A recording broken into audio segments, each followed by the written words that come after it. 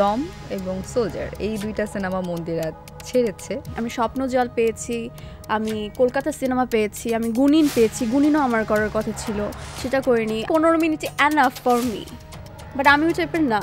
8টা সিনেমার প্রস্তাব পেয়েছি, তার মধ্যে আমি 3টা লক করেছি। কেমন লাগছে আসলে সিনেমা নায়িকা হওয়ার পর জীবনটা কেমন?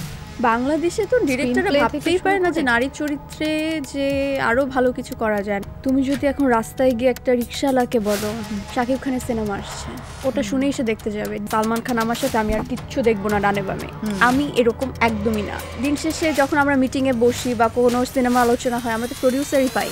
হ্যালো এভরিওয়ান, সবাইকে ওয়েলকাম করছি একুশে টেলিভিশনের নিয়মিত পডকাস্ট আয়নাতে। আপনাদের সাথে রয়েছে আমি মাহা এবং আমার সঙ্গে রয়েছেন একজন স্পেশাল গেস্ট। আজকে কথা বলবো সিনেমা নিয়ে, গ্ল্যামার ইন্ডাস্ট্রি নিয়ে, আমরা আজকে কথা বলবো বিউটি নিয়ে এবং আরও অনেক কিছু নিয়ে। বিকজ আমাদের সাথে আজকে যাকে পেয়েছি তিনি একজন সিনেমার নায়িকা, সবাই তাকে চেনেন। সাথে রয়েছেন Mandira Chakraborty. Welcome to my show. Thank you. কেমন চলছে সব কিছু? How is life? সব কিছু ভালো চলছে, ঠিকঠাক। দেখে বোঝা যাচ্ছে ইউ আর গ্লোয়িং। হ্যাঁ, থ্যাংক ইউ। তার মানে ভালো কোনো নিউজ আছে সামনে, কোনো বড় ধরনের সিনেমার অ্যানাউন্সমেন্ট আছে এবং সেটা নিয়ে আমি সবার আগে কথা বলতে চাই। ওকে, কি আছে? এই বিষয়ে বলতে গেলে লক করেছি। আচ্ছা, 2-3টার মতো পছন্দ হয়েছে আমার অ্যাট লাস্ট। ওকে। সো যখন আমার নীলচক্র রিলিজ হলো, তার রিলিজ হওয়ার পর থেকেই প্রচুর পরিমাণে আমি অফার পেয়েছি। তো মানে আমি তখন কনফিউজ হয়ে যাচ্ছিলাম যে নানান ধরনের ডিরেক্টর, আবার কেউ ম্যাক্সিমাম আমি পেয়েছি যে একদম নতুন ডিরেক্টর, মানে এতদিন নাটক করেছে, প্রথম সে সিনেমায় কাজ করতে চায় এরকম। তো আমার ব্যাপারটা হয়েছিল যে আমিও মাত্র 2টো সিনেমা করেছি, 2 প্যাটার্নের। তো আমার একটা রিস্কের ব্যাপার আছে যে আমার তৃতীয় সিনেমাটা অন্যরকম হতে হবে, আরও সুন্দর হতে হবে, মন্দিরাকে যেন দর্শক অন্যভাবে দেখে। তো আমি চাচ্ছিলাম যে আরেকটু টাইম নিতে চাচ্ছিলাম। তো দেখলাম যে না, অনেকগুলো সিনেমা এসেছে, যারা আমাকে প্রস্তাব দিয়েছে তারা খুবই মন খারাপ করেছে কেন আমি করিনি। কারণ হয় কি, সব কিছু মিলতে হয় আসলে, ডিরেক্টর দিয়ে, প্রোডাকশন হাউস দিয়ে, আমার ক্যারেক্টারটা কি, আমার ক্যারেক্টারটা ডেপথ কতটুকু, স্ক্রিন প্লে কতটুকু। তো যখন আমার মনে হয় যে না, এটা আমার জন্য সুইটেবল, আমার থার্ড ফিল্ম এটা হওয়া উচিত, মানুষের মন ছুঁয়ে যাবে, সো অনেক টাইম নিয়ে, অনেক মাস ধরে ভেবে চিনতে তারপর আমি 7টা-8টা সিনেমার প্রস্তাব পেয়েছি, তার মধ্যে আমি 3টা লক করেছি। এটা শুট কবে থেকে শুরু হচ্ছে? এটা আসলে 2টো এবছরই হওয়ার কথা ছিল। আচ্ছা, কিন্তু নানান কারণে শুটিং পোস্টপন হওয়া, একটু পিছিয়েছে। নেক্সট ইয়ারে, একদম ফেব্রুয়ারিতে আই থিঙ্ক এটা শুট। এই লিস্টে কি আমাদের খান সাহেব আছেন? শাকিব খানের কথা বলছি। চেহারা দেখি বুঝতে পারছি না আসলে। আই ডোন্ট নো অ্যাকচুয়ালি, হতেও পারে নাও পারে। এটা যদি হয়ে যায় বা any chance, it's a big surprise. আমি এইভাবে হুট করে দিয়ে দিলে হয় বলো? সবাইকে ডেকে আয়োজন করে একটু বলতে হবে, অ্যানাউন্সমেন্ট দিয়ে এইভাবে। ঠিক আছে, আমরা ওয়েট করছি ফর দ্য বেস্ট। একটু পরিচালক নিয়ে কথা বলছিলেন আপনি, যে ভালো নির্মাতাকে আপনি সবসময় প্রেফার করেন, নতুনদের ক্ষেত্রে আপনি রিস্ক ফিল করছিলেন। সেক্ষেত্রে আমার আসলে এখানে কিছু বলার আছে। যেমন শাকিব খানকেও দেখেছি আমি নতুন ডিরেক্টরদের সাথে কাজ করতে। এটা কিন্তু ট্রেন্ডি হয়ে গেছে যে হয়তো কিছু বছর নাটক তারা বানাচ্ছেন, পরবর্তীতে এসে বড় ফিল্ম করছেন। এবং শাকিব ভাইকে নিয়েও কাজ করেছেন লাস্ট বরবাদের কথা যদি বলি, ওনার কিন্তু প্রথম ফিল্ম ছিল। সেক্ষেত্রে এই ব্যাপারটা কি আপনিও এগ্রি করেন কিনা, যে না, নতুন ফিল্ম বানাতে আসলে আমি কাজ করতেই পারি, কো অ্যাক্টর যদি ভালো হয়, স্ক্রিপ্ট যদি ভালো হয়, নাকি একদমই আসলে এই ব্যাপারটা আপনি এই মুহূর্তে রিস্ক নিতে চান না? দেখো, এটা 2টো ব্যাপার হতে পারে। হ্যাঁ, আমি মনে করি যে শাকিব খান আমাদের রিস্ক নিয়েছে কারণ তার নামে সিনেমা চলে। তুমি যদি এখন রাস্তায় গিয়ে একটা রিক্সাওয়ালাকে বলো বা যে বাস ড্রাইভার তাকে গিয়ে বলো শাকিব খানের সিনেমা আসছে, ওটা শুনেই সে দেখতে যাবে, জিজ্ঞাসা করবে না কোন প্রোডাকশন হাউস থেকে, ডিরেক্টরকে, নতুন না পুরনো, তাই না? তো মন্দিরা চক্রবর্তীর নামে তো এখনো সিনেমা চলছে না, আমি তো নতুন এসেছি এই জগতে, সো আমি তো এই রিস্কটা কখনোই নিতে পারি না। সে এত বছর ধরে রিস্ক নিয়ে একটা পজিশনে এসে দাঁড়িয়েছে, খুব ভালো কাজ করছে, দর্শকরা তার অভিনয়ে মুগ্ধ, আমি নিজেও। তো তার ব্যাপারটা একদমই আলাদা, সে রিস্ক নিতেই পারে। কিন্তু আমি আমার জায়গা থেকে মনে করি আমার অবস্থান এখনও ওরকম পর্যন্ত স্ট্রং হয়নি, আমার অনেক ভেবেচিন্তে পা ফেলতে হবে।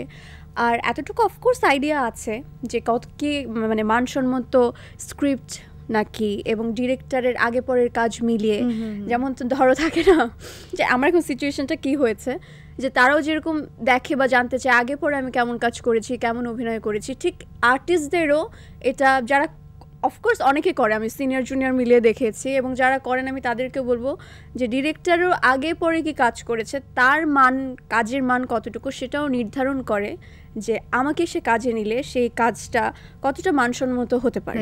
বাংলাদেশে নায়িকা হয়ে আসলে লাইফ লিড করা কতটা সহজ, সেটা যদি আমি সিনেমার ক্ষেত্রে বলি, যেহেতু সিনেমা নিয়ে আমরা কথা বলছি এবং এই যে প্রজেক্ট নিয়ে কথা বলছিলাম, বাংলাদেশে খুব ভালো সিনেমা কতগুলোই বা রিলিজ পায় সারা বছর, এটা একটা প্রশ্ন। শুটিং কতগুলো ভালো সিনেমা রিলিজ হচ্ছে, এটা আর একটা প্রশ্ন। সেই জায়গা থেকে বিইং আ নায়িকা, এখন নিজে আপনি একজন নায়িকা, কি মনে হয় আসলেও কি সম্পূর্ণরূপে শুধু মানে কোনো ব্র্যান্ড এন্ডোর্সমেন্ট আমার থাকলো কি থাকলো না, এটা তো ডিপেন্ড করে আসলে নায়িকা হয়ে এখানে লাইফ লিড করাটা কতটা ইজি?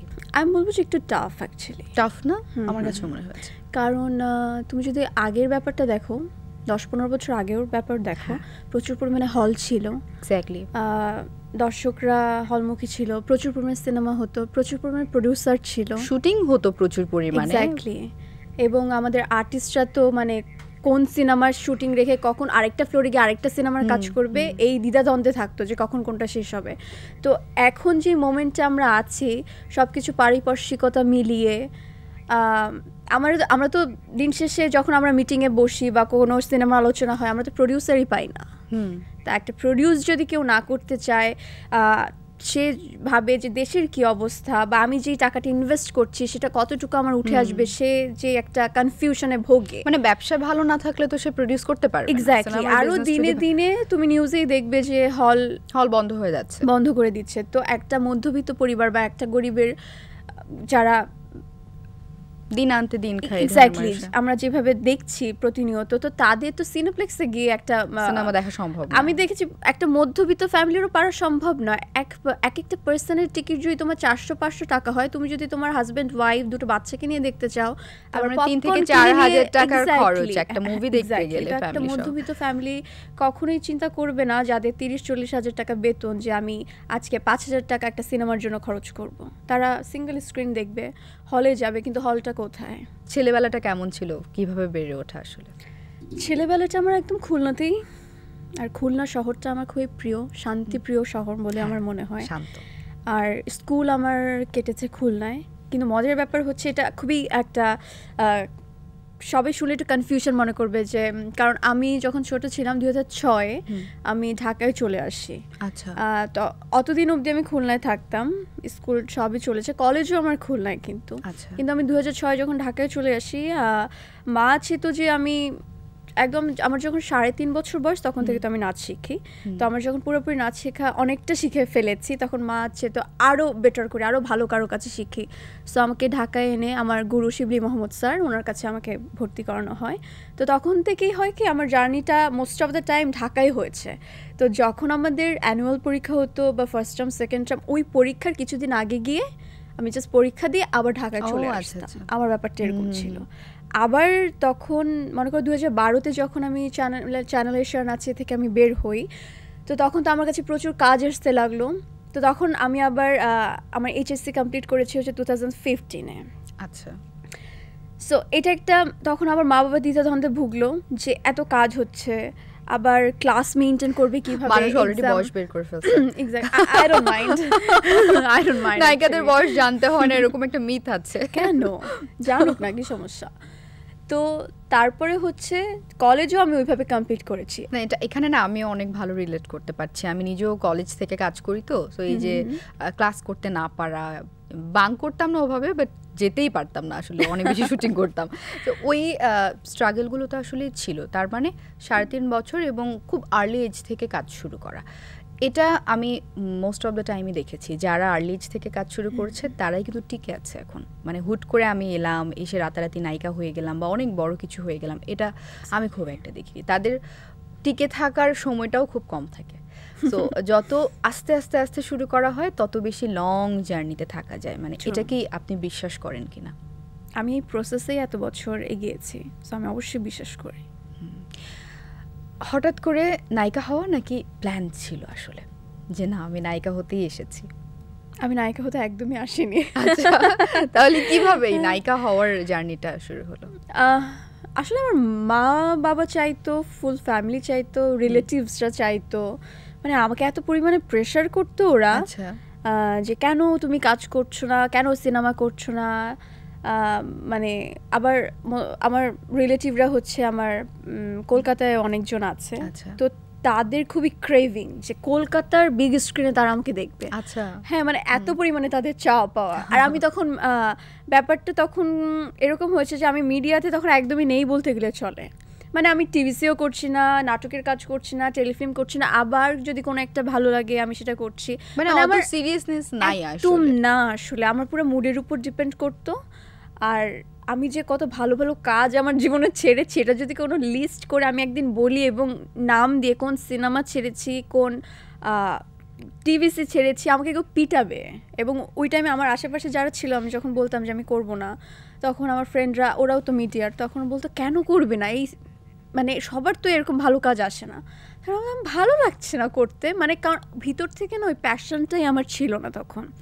আর রিসেন্টলি একটু বাতাসে শোনা যাচ্ছে যে দম এবং সোলজার এই দুইটা সিনেমা মন্দিরা ছেড়েছে অথবা ছাড়তে হয়েছে। Is that true? শোনা যায়, বাতাসে শোনা যায়। Is that true? কতটুকু সত্য? দেখো, কতটুকু সত্য কতটুকু মিথ্যা এত কিছু বলতে পারবো না, কিন্তু এইভাবে আমি বলি যে আমার মনে হয় যে আমার এটার জন্য আমি উপযুক্ত, এই ক্যারেক্টারটার জন্য বা এই কাজটার জন্য আমি পারফেক্ট, আমি সেই কাজটা করি আসলে। আর যদি মনে হয় যে না, এটা সামহাও কোনোভাবে কাজ করার পরও কোনো একটা ঝামেলা হতে পারে, বা আমার ওই ক্যারেক্টারটা আমার সাথে যাচ্ছে না, বা সামহাও কিছু একটা, আমি যদি একটু নেগেটিভ ভাইব পাই, আমি ওখানে একদমই থাকতে, মানে আমি কাজই করতে পারবো না। আমি ডিরেক্ট কোনো উত্তর পাচ্ছি না, ইয়েস অর নো। মনে হচ্ছে যে এরকম কিছু, সত্যি এরকম কিছু ঘটেছে। আমি জানি না, আসলে বলতে পারছি না। আমি জানতে চাই। আচ্ছা, একটু কলকাতার সিনেমা নিয়ে কথা বলতে চাই, যেহেতু আত্মীয় স্বজন অনেক রিলেটিভস ওখানে এবং তারা বিগ স্ক্রিনে মন্দিরাকে দেখতেও চেয়েছে অনেক আগে থেকে, তো এরকম কোনো কিছু ঘটছে কিনা? কলকাতায় আমার কাজ এসেছিল 2018-র দিকে, যখন আমি কোনো কাজই করছি না। হ্যাঁ, ফার্স্ট, এবং নাম বলবো না, যাই হোক, মানে ওখানকার যারা স্টার, মেগা স্টার যাদেরকে বলা হয়, এবং আমারও খুব প্রিয়, সেই মানুষটার সাথেই আমার কাজের অফার এসেছিল। হ্যাঁ, কিন্তু নাম না বলি আমি প্লিজ, যে কোনো দুজনে একজন, এটা বলতে পারি এক্স্যাক্টলি। হ্যাঁ, দুজনে একজন। তো তখন আমি আসলে করিনি। আমাকে যখন বলা হয়েছিল, আমি আমি সিনেমা করব, আমি সিনেমা নায়িকা হব, আমি নো, ব্যাপারটা তখন এরকম ছিল যে না, তো ওইভাবে করা হয়নি। তারপরে বাংলাদেশে আমাদের খুব, আমি কারণ অ্যাকচুয়ালি নামই বলতে চাই না, আরও একটা সিনেমার অফার আসলো, ভালো প্রোডাকশন এবং খুবই ভালো একজন হিরোর সাথে। সো তখনও আমি, যেমন আমার ব্রেনে চলছিল যে না, আমি তো সিনেমা নায়িকা হব না, তখন আমি বলেছি যে না, কাজটা করতে পারছি না। এখন এই মুহূর্তে এখন তো সিনেমা নায়ক, এখন যদি এরকম ধরনের কোনো কাজের অফার আসে বাংলাদেশ থেকে, খুবই পপুলার, লাইক শাকিব খানের মতো কোনো নায়ক, এবং ওদিক থেকে কলকাতা থেকে জিৎ অথবা দেবের মতো কোনো সুপারস্টার, একই সময়ে ডেট চাইলে আমরা কাদের আসলে, মন্দিরা কাকে ডেট দিবে? মন্দিরা যাকে ডেট দেবে, যে আমার সাথে আগে কন্ট্যাক্ট করেছে, আগে আমি জাস্ট সিনেমা সাইন করেছি, এবং আগে যারা আমার ডেটটা নিয়ে রেখেছে, যদি ওরা ডেট চায় এট এ টাইম, না, এটা আসলে কখনো হয় না এট এ টাইম। আর আগে পরে, আর বাই এনি চান্স যদি এট এ টাইম, যে আমি দুইটাই সাইন করেছি আর দুইজনই আমাকে বলছে সেম টাইমে, তখন যে কোনো একটা আমার অফকোর্স স্কিপ করতে হবে। কেমন লাগছে আসলে সিনেমা নায়িকা হওয়ার পর জীবনটা কেমন? হওয়ার আগ পর্যন্ত খুবই ভয় ছিলাম আমি, যেরকম আমাদের রেজাল্ট দেওয়ার আগের দিন যেরকম হয়, পাশ করব না ফেল করব, কি হবে, এটা বুকের মধ্যে ধুকপুক ধুকপুক করে। আমার পুরাটা রাত ওরকম গিয়েছিল যখন কাজল রেখা রিলিজ হয়, তার রিলিজের আগে। শুটিং এর আগে ভয় করেনি? ওটা অন্যরকম একটা ভয়, যে শুটিং এ অভিনয় করব কিভাবে, বকা খাবো কিনা, এটা হবে কিনা। কিন্তু এই চাপটা যে তোমাকে প্রচুর হাজার মানুষ দেখছে এবং তোমাকে ওরা অ্যাকসেপ্ট করবে কিনা অ্যাজ এ হিরোইন হিসাবে, অনেক কিছু তারা জাজ করে, তুমি দেখতে কিরকম, তোমার ফিগার কিরকম, তুমি কিভাবে কথা বলছো, তুমি কিভাবে অভিনয় করেছো, তুমি মানুষের সাথে কিভাবে ইন্টারাক্ট করছো, এভরি সিঙ্গেল থিং ওরা দেখে। তো আমার মাথায় ঘুরছিল যে ওরা আমাকে কিভাবে নেবে। তো যখন ঈদের টাইমে রিলিজ হলো কাজল রেখা, তারপর আমি হল ভিজিটে গেলাম, কাজল রেখা দেখার পর যখন বের হলো দর্শকরা, এবং অনেকগুলো হল ভিজিট করেছি, মানে একটা না বলি পুরোটুকি তোমাকে বলি, আমাকে জাস্ট মনে হয়েছে যে আমাকে পারলে কিছু মার বয়সী মহিলারা ছিলেন, আমাকে পারলে কোলে তুলে ওরা বাসায় নিয়ে যায়। এবং একটা টাইম এরকম হয়েছে রাজ কোনোভাবে ছাড়তে পারছে না ভদ্র মহিলা এবং মেয়েদের থেকে, যে একটু ছাড়েন, আমাদের একটু কাজ আছে, কারণ আমাদের উপরে গিয়ে প্রেস কনফারেন্স অ্যাটেন্ড করতে হয়। তো এরকম ভালোবাসা আমি পেয়েছি। এবং স্টিল আমার এত হাসি পেয়েছে যখন আমার নীলচক্র রিলিজ হয়েছে, হল ভিজিটে আমি গেছি, তখন আমাকে দেখে বলছে এই কাজল রেখা আসছে। আচ্ছা, মানে থাকে না যে আমি বুঝতেই পারিনি যে মানুষ আমাকে এত ভালোবাসবে, বা এটাও না যে কাজল রেখা করেছি বলে আমি খুব দারুণ অভিনয় করেছি, দুর্দান্ত, ব্যাপারটা তো একদমই এরকম না। কারণ আমি যখনই কাজল রেখা দেখি আমি নিজের চোখে এত ভুল দেখতে পাই, আমার লজ্জায় আমি না তাকাতে পারি না। তো আমি চিন্তা করি এই পচা একটা অভিনয় করেছি আমি, তারপরও মানুষ আমাকে এই পরিমাণে ভালোবাসা দিচ্ছে, হয়তো এটা একটা ঈশ্বরের দিক থেকে একটা পজিটিভ সাইন, বা আমি জানি না তারা আমাকে কেন এত ভালোবাসা দেয়, বাট আমি খুবই গুড ভাইব পেয়েছি। এবার একটু অন্যান্য ব্যক্তিগত জীবন নিয়ে জানতে চাই। ব্যক্তিগত জীবন বলেছি, সাথে সাথে মন্দিরা হেসে ফেলছে, কি কি জানি জিজ্ঞেস করবে। আসলে আমি খুবই মানে না, আমি জাস্ট জিজ্ঞেস করতে চাই যে মন্দিরা সিনেমার বাইরে আসলে তার জীবনটা কেমন, খুব সাধারণ নাকি কেমন? আসলে আমার খুবই কম বন্ধু, খুবই কম, হাতে গোনা 2-3 জন।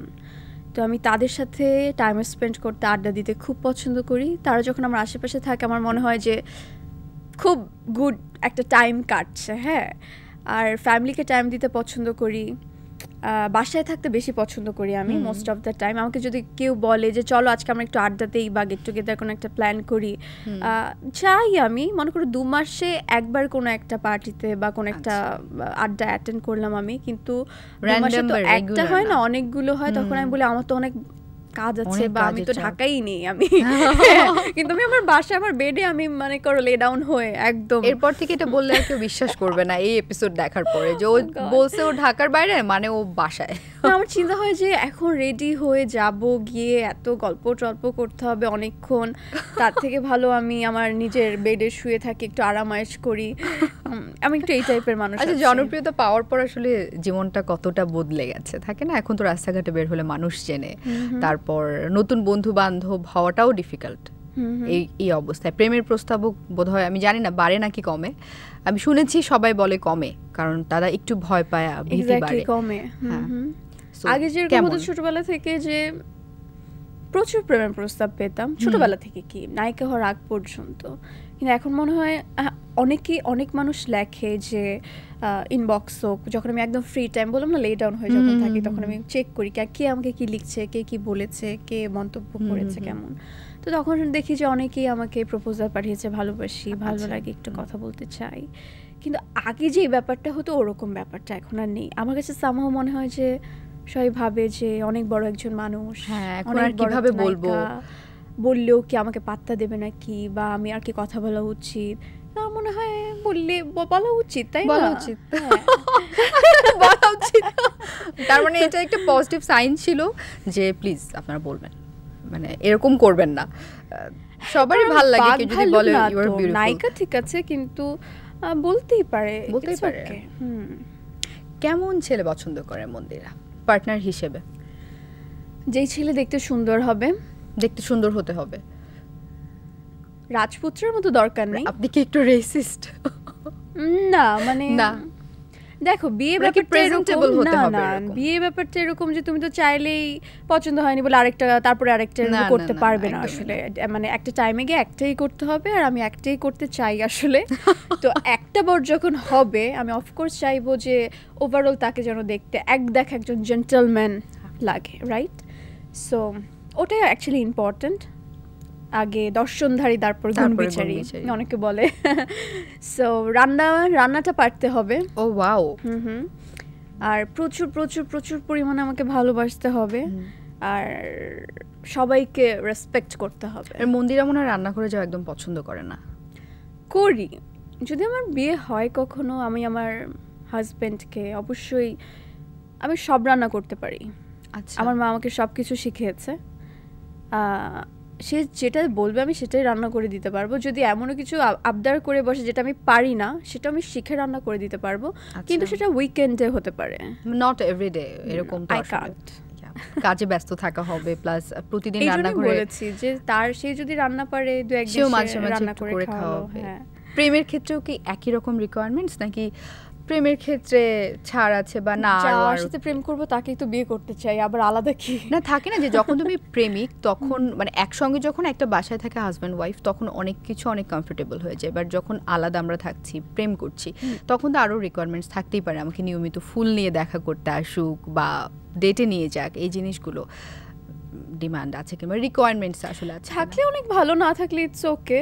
আর রোমান্টিক হতে হবে, তার মানে এই না যে প্রত্যেক দিন আমার ফুল লাগবে। এখন সে যদি এফোর্টটা তার দিক থেকে দেয় দ্যাটস রিয়েলি ফাইন, কিন্তু আমি এতটাও চাই না যে প্রতিদিন আনো, আমি চাই নট লাইক দ্যাট অ্যাকচুয়ালি। আচ্ছা, মন্দিরের একটা ইন্টারভিউ দেখেছিলাম এবং এটা কিন্তু অনেক ভাইরাল হয়ে যায় যে ঘুম থেকে উঠতে অনেক দেরি হয় এবং বিয়ে করতে চায় না এটার জন্য, মানে আমার মনে হয় আমার লাইফস্টাইলের জন্য বিয়ে করতে চাই না। এখন অনেক কিছু আমি চেঞ্জ শুনতে পাচ্ছি, এখন কি সিমিলার আসলে ওই জিনিসগুলো আছে যে এরকম? দেখো ব্যাপারটা হচ্ছে যে এটা নিয়ে অনেক ট্রল হয়েছে, এটা নিয়ে অনেক কথা বলেছে। না, first of all Mandira that's okay, দুপুরবেলা ঘুম থেকে ওঠে, আমি উঠি, মানে সবাই ওঠে, অনেকে, দ্যাটস রিয়েলি ওকে। যতই ট্রল করুক না কেন, যতই যেই কথা বলুক না কেন, আমি আমারটা দিন শেষে আমি আমারটা বুঝবো। সো যে ছেলে মেয়েরা এখনো অবধি মা বাবার সঙ্গে থাকে এবং এখনো মা বাবা থাকলে কি হয়, তুমি যতই বড় হয়ে যাও না কেন তোমাকে সেই তুলু ব্যাপারটা করবেই। খাইছো কিনা, ঘুমাইছো কিনা, সবকিছু ঠিক মতো চলছে কিনা, কোথায় যাচ্ছ, এটা সেটা, আমার সাথে এর থেকে অনেক বেশি কিছু হয়। সো আমি জানি, হ্যাঁ, তো এই যে আরামটা তোমাকে দেয়া হচ্ছে, তোমার কিছু করতে হচ্ছে না, তুমি চাওয়ার আগে সবকিছু পাচ্ছ। তো ব্যাপারটা কি, আলটিমেটলি আমি তো 2টা পর্যন্ত ঘুমাবো, আমার কাজ না থাকলে এটাই তো স্বাভাবিক, কারণ আমি যা চাচ্ছি সেটা অটো হয়ে যাচ্ছে।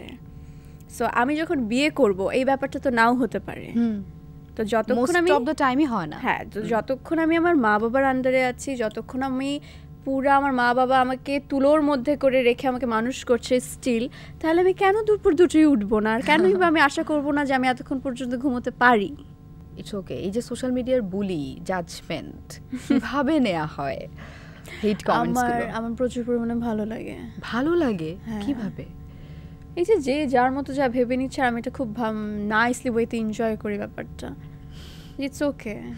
মানে থাকে না যে একটা ও মাই গড, আমি তো এইভাবে বলিনি, ওরা এইভাবে কেন দেখছে, এটা কেন বলছে, কেন ট্রল করছে। ইটস ওকে, যা মন চাই করুক, আই ডোন্ট মাইন্ড। কারণ আমার যেটা মন থেকে, আমার লাইফে যেটা হচ্ছে, আমি যেটা দেখছি, আমার স্টেটমেন্ট আমি দেব, তারপরে তুমি কিভাবে সেটা নেবে এটা তোমার ব্যক্তিগত ব্যাপার। এখন তুমি ট্রল করো, একটা গালি দাও, একটা ভালো মন্তব্য করো, ইয়োর চয়েস, ইয়োর ডিসিশন। ভিউটাই কি বেশি বড় হয়ে গেছে, নাকি মান সম্পর্কে একদমই, সেটা টেলিভিশন হোক, সেটা অনলাইন প্ল্যাটফর্ম হোক, সেটা একটা প্রেজেন্টারের এন্ড থেকে হোক, পুরো এন্টায়ার জিনিসটাকে আপনি কিভাবে দেখছেন? দেখ, আমার কাছে মনে হয় যে শুধু প্রেজেন্টারের দোষ দিয়ে লাভ নেই। যারা প্রডিউসার আছে, যে ডিরেক্ট করছে প্রোগ্রামটা, যে প্ল্যাটফর্মে যাচ্ছে, এখানে আজকে বসে আছো, তুমি যে ইন্টারভিউটা আমার নিচ্ছ, এটা কি পুরা প্রোগ্রামের দায়িত্ব নিশ্চয়ই তোমার নয়। অফকোর্স তুমি যে কোয়েশ্চেনটা করবে কি করবে না এবং এটা পরবর্তীতে রাখবে না কেটে দেবে, এটা কিন্তু তুমি আর এর মধ্যে নেই। তুমি এতটুকু কাজ করে চলে যাবে, এরপর দায়িত্ব কার? ডিরেক্টরের। শুধু একজনের দোষ দেওয়া হয় না, সবাইকে ইনক্লুডিং এর মধ্যে অ্যাকচুয়ালি। আর যারা ভাবে যে না ইটস ওকে, টাকা আসছে, টিআরপি হচ্ছে, দ্যাটস রিয়েলি ফাইন, আর যারা এটার পরও যে অতিথিরা যায়, এটা অ্যাকচুয়ালি তাদের ব্যক্তিগত ব্যাপার। কিন্তু আমি যেখানে যাই, আমি অবশ্যই জিজ্ঞাসা করি যে প্রেজেন্টারকে। আরেকটা বিষয় হলো, তোমার একটা প্রেজেন্টারের উপরে ডিপেন্ড করে যে শোটা কতটা সুন্দর হতে পারে। Exactly, that's the whole point. আমি এটাই ভাবছি। এবং তার মাথায়ও এটা থাকতে হবে যে আমার কোন অতিথি এসেছে, তার কাছ থেকে আমার নাইসলি ওয়েতে কী বের করে নিতে পারবো আমি, এই যোগ্যতাটা থাকতে হবে। কারণ আমার জার্নি অনেক কম সিনেমা জগতে, কিন্তু আমি প্রচুর ইন্টারভিউ করেছি। সো প্রেজেন্টাররাই যদি দুর্বল হয়, কি কোয়েশ্চেন করবে এবং কিভাবে কোন ভঙ্গিতে করবে যদি বুঝতে না পারে, ওই প্রোগ্রামটা মনে করো আমি অ্যান্সার দিতে আমার খুব বিরক্ত লাগছে, ব্যাপারটা এরকম। তাহলে দর্শক মজা পাবে কেন এই প্রোগ্রামটা দেখে, রাইট? তো প্রেজেন্টারে অনেক কিছু ডিপেন্ড করে এবং ডিরেক্টরেরও। চলো এবার আমরা প্রেম নিয়ে কথা বলেছি, একটু নারী শিল্পীদেরকে নিয়ে কথা বলি। আমাদের ইন্ডাস্ট্রি কতটা নারী বান্ধব, শুটিং সেটের সমস্যার সমাধান, এই নিয়ে মন্দিরার অবজারভেশনগুলো কি এখনো পর্যন্ত? আমার কাছে মনে হয় যে একটু এখনো পিছিয়ে আছে। আচ্ছা, পুরুষকেন্দ্রিক ব্যাপারটা এখনো আছে, বেশি বেশি ইয়ে করা প্রায়োরিটি দেওয়ার ব্যাপারটা। এবং একটা নারী যদি আউটডোরে শুটিং করতে চায়, সে কোথায় ড্রেস চেঞ্জ করবে, তার ওয়াশরুমটা কত দূর হওয়া উচিত, কোথায় সিন হচ্ছে, তাকে প্রপার যে টেক কেয়ারটা সব কিছু মাথায় রাখা উচিত, যেটা মেল প্রোটাগনিস্টদের হয় আমি দেখেছি। আচ্ছা, সেটা ফিমেলদের প্রতি একটু কম হয়। এটা তো আমি বলবো যে সব দিক থেকেই, তাহলে স্ক্রিপ্টিং থেকে, মানে বাংলাদেশে তো ডিরেক্টররা ভাবতেই পারে না যে নারী চরিত্রে যে আরও ভালো কিছু করা যায়। নারী চরিত্র মানেই হচ্ছে তোমার দিন শেষে হচ্ছে তার জীবনে কিছু ঘটে গেছে, চরম দুঃখ, একটা কোনো রিভেঞ্জ নিতে হবে, বেদনাদায়ক, ম্যাক্সিমাম তুমি দেখো এরকম। কিন্তু একটা নারীর যে আরও কত শত গল্প থাকতে পারে, এই জেনারেশনের গল্প থাকতে পারে, তার লাইফ নিয়ে থাকতে পারে, তার ফ্যামিলি নিয়ে থাকতে পারে, বা মিডিয়া কোনো কেন্দ্রিক, যে আমরা নায়িকা হয়েছি তাদের পিছনে যেই গল্পটা, যে এই মেয়েটা যে নায়িকা হয়েছে এর পিছনে গল্পটা কি, ও যে আজকে এখানে এসে পৌঁছাইছে, এটারও তো একটা গল্প আছে। বাট না, শুধু একটা কিছুর মধ্যে বাধা, যে এর থেকে বেশি গল্প হবে না, এর থেকে বেশি নারীরা বের হতে পারবে না, আমার কাছে এরকম মনে হয়। কিন্তু পুরুষদের দিক থেকে দেখো, ফাটিয়ে কাজ করছে, সব রকমের ক্যারেক্টার করছে, সবাই কাজ করছে। কিন্তু যখন একটা নারীর চরিত্র, যে ফিমেল প্রোটাগনিস্ট, তাকে নিয়ে ভাবা হচ্ছে, আমার অনেক সিনেমা বেরিয়েছে, আমি নাম না বলি, কিন্তু ওটা কতটা ব্যবসা সফল হয়েছে, কত মানুষের কানে গিয়ে পৌঁছিয়েছে, আই ডোন্ট নো।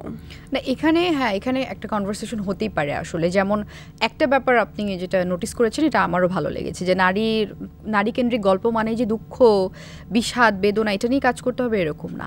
অনেক সুন্দর সুন্দর গল্প নিয়ে, অনেক থাকে না যে কালার নিয়ে, অনেক হ্যাপিনেস নিয়ে কাজ করা যেতে পারে। So I appreciate that. But নারী কেন্দ্রিক যে গল্প দু একটা যা হচ্ছে, সেটাও কিন্তু মানুষ দেখতে চায় না। এটার পেছনে কি একটা কারণে মনে করছেন, না মনে হয় কি এন্টায়ার আমাদের অডিয়েন্সের এন্ড থেকেও আসলে অনেক ধরনের ল্যাকিংস আছে? এটা আমার কাছে সামহাও মনে হয় যে, দেখো আমার কাছে মনে হয় না, আমি অনেক জায়গায় যখন মিডিয়ায় আলাপ আলোচনা হয়, সিনিয়র জুনিয়ররা থাকে, তো তাদের কাছে তারা এটা বলে যে একটা সাধারণ মানুষ কখনো সিনেপ্লেক্সে গিয়ে 400-500 টাকার টিকিট খরচ করে একটা দুঃখের সিনেমা দেখতে যাবে না। আচ্ছা, সে কাঁদতে কাঁদতে হল থেকে ফেরত আসবে না। তুমি কেন টাকা খরচ করে তুমি একা যাচ্ছ, বা তোমার ফ্যামিলিকে নিয়ে যাচ্ছ, বা তোমার বন্ধুকে নিয়ে যাচ্ছ, কেন? এন্টারটেইনড হতে। তোমার জীবনে তো এমনিতেই অনেক দুঃখ আছে, তোমার কাজ নিয়ে প্রেশার, তোমার পার্সোনাল লাইফ নিয়ে হতে পারে, তোমার ফ্যামিলি নিয়ে হতে পারে, কিন্তু সেইটা তুমি রেখে তুমি এখন একটা সুন্দর একটা মোমেন্টে ক্রিয়েট করতে যাচ্ছ, বা ওই মোমেন্টে এনজয় করতে যাচ্ছ। বাট না, তুমি ওখানেও কাঁদতে কাঁদতে কাঁদতে কাঁদতে ফিরছো কোনো একটা সিনেমা দেখে। তো এই জিনিসটা কতজনে নেবে? সিনেমা জীবনের কথা বলে, আমরা জীবনের অনেক ধরনের কালারই কিন্তু সিনেমার মাধ্যমে দেখতে পারি, সেটা ডার্ক কালারও দেখতে পারি, অবশ্যই দেখতে যেতে পারি, কিছু সংখ্যক মানুষ। আচ্ছা, হ্যাঁ, মানে ব্যক্তিগতভাবে মন্দিরে যেটা প্রেফার করে সেটা হচ্ছে এন্টারটেনমেন্টের জন্যই সিনেমা হওয়া উচিত, বা একটু আনন্দ, হাসি, এই ব্যাপারগুলোকে প্রায়োরিটি দিয়ে সিনেমা হওয়া উচিত। আমার তো ছোট মাথায় ছোট বুদ্ধিতে এটাই বলে। আমি অত অনেক বড় জ্ঞানী না, কিন্তু এতটুকু মনে হয় আমার। আচ্ছা, আমরা এবার একটু কিছু ছোট ছোট প্রশ্নে চলে যাই। আচ্ছা, মন্দিরা চক্রবর্তী কি কখনো কো-আর্টিস্টের প্রেমে পড়েছে? না। শিওর? হ্যাঁ। আচ্ছা ঠিক আছে, বিশ্বাস করলাম, যা বলবে তাই বিশ্বাস করব। একটা মিথ ছিল যে কো-আর্টিস্টের সঙ্গে প্রেম না হলে কেমিস্ট্রি তৈরি হয় না অন স্ক্রিন, বিশ্বাস আছে এটার উপর নাকি এটা একটা এটা সম্ভব নাকি? কারণ আমরা দিন শেষে অনেকগুলো মানুষের সাথে কাজ করি, তো প্রত্যেকটা সিনেমায় প্রত্যেকটা নায়কের সাথে প্রেম করতে গেলে কি হবে? এটা তো পসিবল না আসলে। আচ্ছা, মন্দিরা প্রেমে পড়লে কি পজিটিভ হয়ে যায় নাকি অনেক রোমান্টিক হয়ে যায়? দুটোই। ইনবক্সে প্রেমের প্রপোজাল কমেছে যতটুকু শুনলাম, সো এটা ভালো লাগে না একদমই, মনে হয় এটা ফেম হওয়ার পরে এই জিনিসটা হয়েছে, ভয় পায়। সো ওকে, একবার যদি প্রেম ভেঙে যায়, প্রেম কি ভেঙেছে এর আগে, অভিজ্ঞতা তো আছে? একবার নিজেই ভাঙা হয়েছে নাকি? নিজেই ভাঙা হয়েছে। মুভ অন করে কিভাবে? মুভ অন করতে খুব বেশি অসুবিধা হয় নাকি? ছোট ছিলাম আমি, তাহলে তো অনেক ছোট, মানে ইন্টারমিডিয়েট কমপ্লিট করেছি। ওকে, তো আমার মনে হয় যে এখন, তখন তো একটু ছোট ছিলাম, এখন উপলব্ধি হয় যে যেটা চলে গিয়েছে, ওটা না ভেবে আমার সামনে কাজ নিয়ে হোক, আরেকটা রিলেশনশিপ নিয়ে হোক, অন্য ফ্যামিলি নিয়ে হোক, বা কিছু নিয়ে একটা ব্যস্ততা থাকতে হয়। এমন কেউ কি আছে যার সাথে কাজ করেছেন কিন্তু আর কখনোই কাজ করতে চান না? না, নেই। ওকে, ইন্ডাস্ট্রিতে সবচেয়ে গসিপ পছন্দ করে মানুষজন কাদেরকে মনে হয়? মেয়েরা বেশি গসিপ করে। মেয়েরা। কোন নায়ক এবং নায়িকার ফ্যাশন সেন্স খুব পছন্দ করেন বাংলাদেশে? শাকিব খান। ওকে। নায়িকা ফ্যাশন সেন্স নুসরাত ফারিয়া। ওকে। কার সাথে স্ক্রিন শেয়ার করলে মনে হয় যে কম্পিটিশনটা একদম জমে গেছে, ভাল লাগে, মনে হয় আচ্ছা হাড্ডাহাড্ডি একটা লড়াই হচ্ছে? সেটা যে কোনো ভালো অভিনেতা বা অভিনেত্রী হতে পারে, এটা স্পেসিফিক এই মুহূর্তে ভাবে নাম বলতে পারছি না, কারণ আমাদের সবার সাথে কাজ করা হয়নি। কিন্তু কেউ যদি অনেক গুণী ব্যক্তি থাকে তখন মনে হয়, কিন্তু আমি হাড্ডাহাড্ডি লড়াই তখন মনে হয় আমি খুব টেনশনে থাকি যে হ্যাঁ এখন আমারও ভালো করতে হবে, তাই না? এক্স্যাক্টলি। আচ্ছা, কখনো কি এই রিসেন্ট টাইমে বাংলাদেশের কোনো কাজ দেখে মনে হয়েছে আগে বা পরে যে ইস এই কাজটা আমি করতে পারলে মনে হয় আরো ভালো হতো? না, এরকম মনে হয়নি? না। ওকে, দুজন নায়কের সাথে কাজ করেছেন, শরীফুল রাজ এবং আরিফিন শুভ। কার সাথে কাজ করে বেশি কমফোর্টেবল মনে হয়, মানে ফিল হয় নিজের কাছে? দুজনেই আমার খুবই ভালো কলিগ, সো দুজনের সাথে কাজ করে আমার ভীষণ ভালো লেগেছে। ওকে, আমরা কিন্তু দেখেছি রাজের সাথে আপনার খুব ভালো একটা বন্ধুত্ব ছিল, আছে কি বন্ধুত্ব এখনো? এখন বলছেন কলিগ, এখন কি শুধু কলিগ নাকি বন্ধু এবং কলিগ?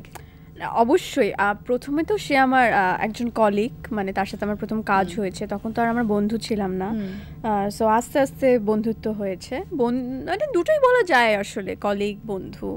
ওকে, তার মানে আপনি একজনের সাথে একজনকে একদম কম্পেয়ার করবেন না, দুজনেই একই কাতারে আপনি বলবেন?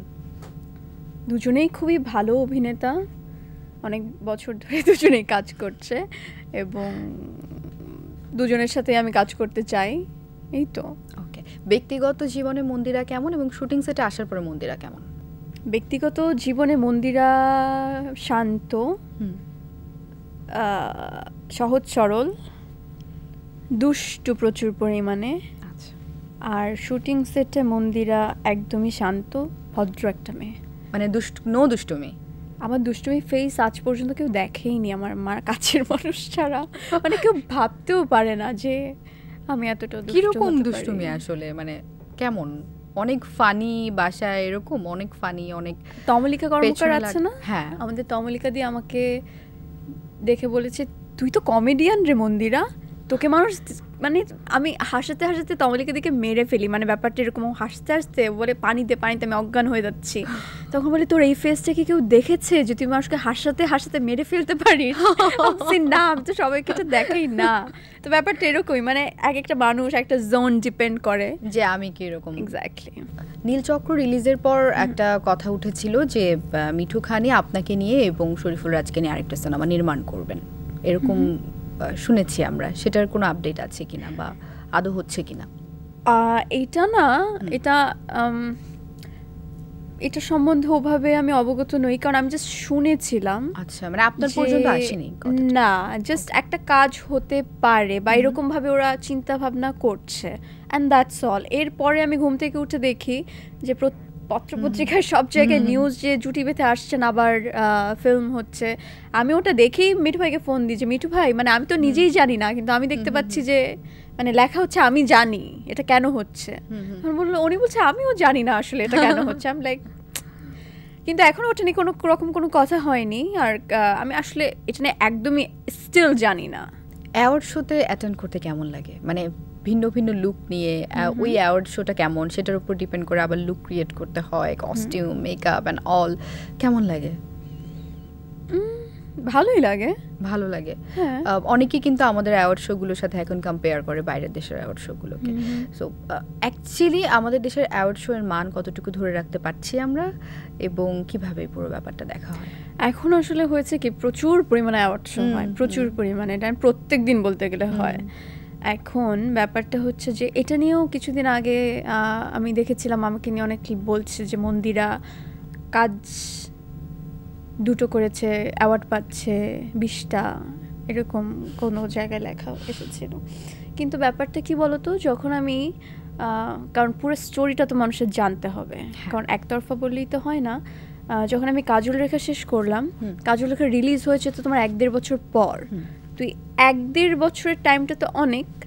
তো ওই টাইমে হয়েছে কি, আমাকে নানান জায়গা থেকে নানান মানুষ ফোন দিত যারা অ্যাওয়ার্ড প্রোগ্রাম করছে, এবং ফোন দিয়ে বলতো আপনাকে না আমরা অ্যাওয়ার্ড দিতে চাই। ওকে, তো আমি বলতাম যে কিসের এবং কোন পারপাসে অ্যাওয়ার্ড দেওয়া? বললো যে আপনি যে কাজল রেখা করেছেন সেই জন্য আপনাকে একটা অ্যাওয়ার্ড দিতে চাই। তো আমি না পুরা বলদের মতো আমি চিন্তা করতাম যে যে কাজটা রিলিজ হয়নি, আমি দেখিনি, পৃথিবীর কেউ দেখেনি, তো ওটার উপর ডিপেন্ড করে কিভাবে আমাকে অ্যাওয়ার্ড দেয়। এবং আমাকে 5 থেকে 6টা আমার এরকম ফোন এসেছে, তারা আমাকে অ্যাওয়ার্ড দিতে চায়।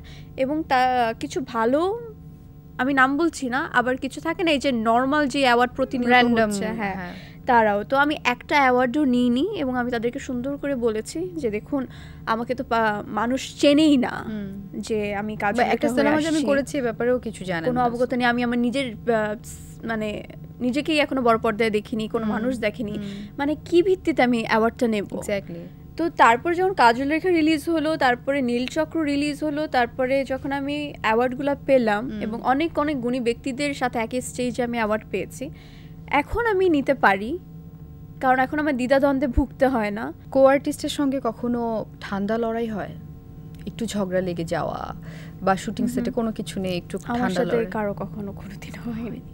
ওকে, আমরা একটু ছোট্ট করে র্যাপিড ফায়ার করি। মিডিয়া পাড়ায় অনেক শুনেছি যে মন্দিরা অনেক টাকার মালিক, 100 কোটি টাকার মালিক। Is that true? বলো, কোথায় গেলে আমরা হাইজ্যাক করতে পারবো টাকা? স্বর্গে। কারণ এত টাকা নেই তো আমার, জানি না, হয়তো নায়িকা বলে এটা হয়তো দিতে পারে, বা আমি জানি না। আসলে যদি 100 কোটি টাকার মালিক সত্যিই হতেন বা সামনে হওয়ার সম্ভাবনা থাকে, তাহলে ইন্ডাস্ট্রির জন্য কি করতে চায় মন্দিরা? সিনেমা প্রডিউস হোক বা অন্য কোনো ভাবে? সিনেমা তো প্রডিউস করাই যায়, কিন্তু এত তাড়াতাড়ি আমি এটা নিয়ে আসলে ভাবছি না। আচ্ছা, আরও পরে ভেবে দেখবো। সিনেমা অফকোর্স করব, ইন্ডাস্ট্রির উপর ডিপেন্ড করবে কেমন কতটা চলছে, দেশের উপরে ডিপেন্ড করবে। তো সব কিছু মিলে এখন ওভাবে কোনো প্ল্যানই নেই, আমি কোনো কিছু ভাবিই নি আসলে।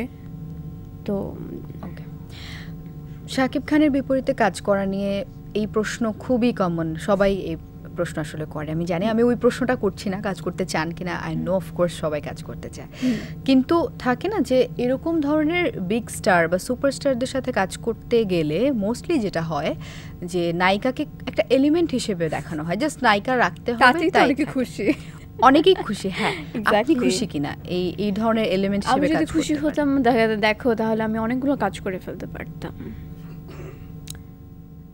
আর কি বলবো, আমার কাছে মনে হয় যে দিন শেষে আসলে তুমি কি চাও, তোমাকে কে কতটা প্রায়োরিটি দিচ্ছে, তোমার প্রায়োরিটি লেভেল কতটা, একটা মুভির কি হয়, আমার গান আছে কিনা, আমার অভিনয়ের জায়গাটা কতটুকু, স্ক্রিন প্লে, আমার টাইমিং কতটুকু, আমাকে কিভাবে পোর্ট্রে করা হচ্ছে, অনেক কিছু ম্যাটার করে আসলে। আমি শুধু ভাবলাম যে না সালমান খান আমার সাথে, আমি আর কিচ্ছু দেখবো না ডানে বামে, আমি এরকম একদমই না।